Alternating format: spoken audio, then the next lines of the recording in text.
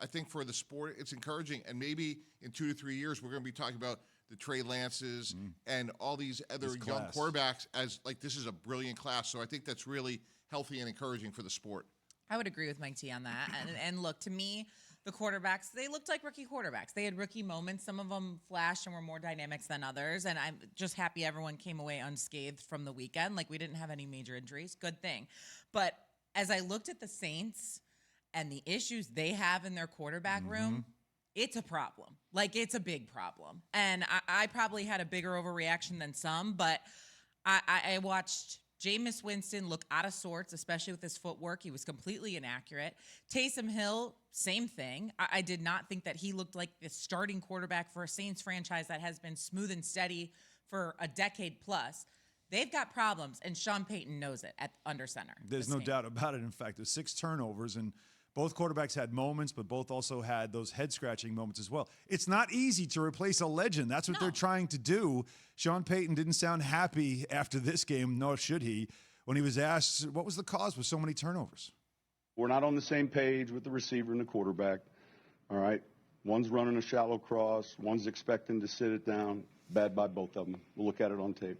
If you get certain looks, you sit it down. Certain looks, you stay on the move. And obviously the two of them weren't on the same page.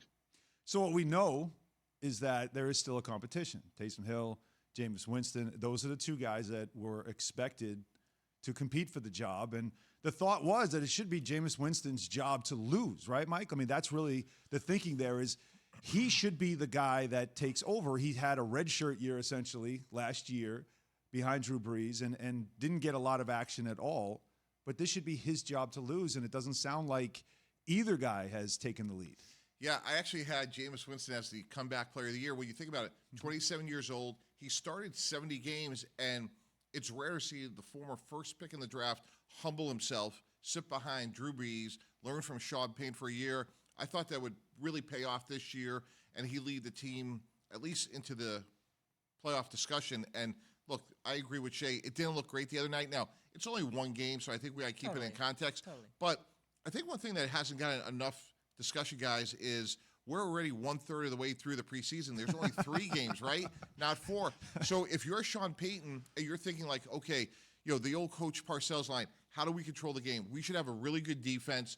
We have Alvin Kamara. We could bring Jameis Winston along. We should be competitive. And I agree with what Shae said, which is like, well, wait a second. Watching Jameis the other night, didn't look comfortable.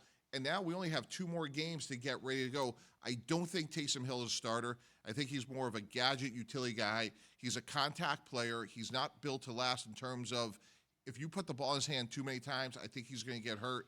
So to me, it's Jameis Winston early. I know, Shae, you have feelings about another quarterback there, but Jameis Winston should give him the best chance to win. They got to clean up these mistakes. You have Hill obviously has been, as you said, you say gadget, but that's an element of their offense that if he starts, that element now is gone. Now, Shae, I want you to react to what Sean Payton says here because it's a little more now, and you could hear it in his voice. Sometimes after a preseason game, a coach is just going to say, he's going to give you a coach speak. He doesn't want to talk about who's ahead and who's not. But there's a little twinge in his voice that makes it sound like, as we said, this is a bigger story or becoming a bigger story. So when he was just simply asked to compare the quarterbacks? I'm not making any comparisons with the quarterbacks right now. It doesn't matter who really with 6 turnovers, right? Yeah, aggravated. I mean, that's kind of like how I felt after the game. I'm like, what's going on here? This is a complete mess. I'll say this. Last year, Sean Payton didn't say who, but what he said in terms of who was going to come after Drew Brees was, I think we have our future quarterback in the building. We all remember him saying this. And I think the obvious thing we all did was look towards Jameis Winston. Well, this must be the guy. Well, last year when Drew Brees goes down, it was Taysom Hill that fills his shoes. And now if we're all going to assume that Jameis Winston is the future of the franchise there in New Orleans, like, wouldn't you assume that he would already have been named the starter? They would already start to develop chemistry with the ones and Jameis Winston, and it would be a foregone conclusion. Like, why is this still a back and forth situation? And furthermore, like, I dug a little deeper into the numbers in terms of just Jameis Winston and Taysom Hill, and there are so many statistical categories in their career, not just with the Saints, because Jameis hasn't played really with the Saints, but where Taysom Hill's numbers, like, in the red zone, in the pocket, are better than Jameis Winston's. And so I wonder if it's more of a head-scratching situation in New Orleans than we all think it is in terms of just a foregone conclusion. I don't think so. To take you behind the curtain, I think that this is a dynamic, and I've been there before, where it's clear that Sean Payton has a ton of respect for Taysom Hill, and this is surgical. You have to handle this very elegantly, because if you just say, hey, Jameis is the starter, you're taking away Taysom Hill's dream, and you need everything out of Taysom Hill for 17 games. You want to keep him engaged. You don't want him to 100%. feel like he's been slighted or anything like that. 100%, Alan. So, Mike, why would he feel like that if he's already been the utility guy that comes in Because he all wants- the time? Because he wants to be a starting NFL quarterback, and he needs to feel in his mind as a competitor It's that an he ego didn't get the thing. job. Right. And we had it with Tim Tebow where, I mean, who would be dumb enough to trade for Tim Tebow? That's a story for another day.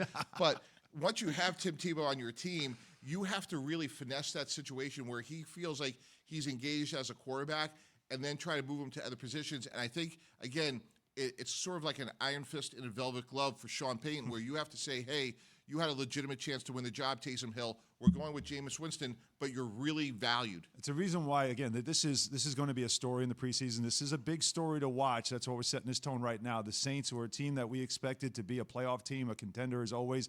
They lose Drew Brees. You thought, well, he was old. This is a situation to keep an eye on in the preseason. Mike, just from your perspective, but something that stood out in Jacksonville? Yeah, this is what's really fascinating to me.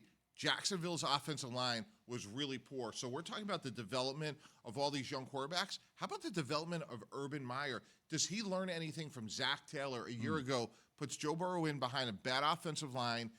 I take no pride in saying this, but myself, Rex Ryan said, hey, Joe Burrow has a really good chance of getting hurt, tears his ACL.